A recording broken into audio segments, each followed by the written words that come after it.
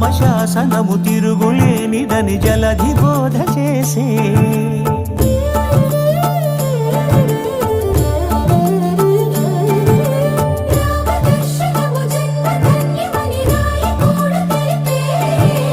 రామరాజ్యమే పౌరులందరిని నీతి బాట నిలిపే రామ మంత్రమే తారకం బహుశక్తి ముక్తి సంధాయకం రామనామమే అమృతం శ్రీరామ కీర్తనం సుకృతం ఈ రామచంద్రుడే లోక రక్షయని అంతరాత్మ పలికే జగదానందకారక జయ జానకి ప్రాణనాయక శుభ స్వాగతం ప్రియ పరిపాలక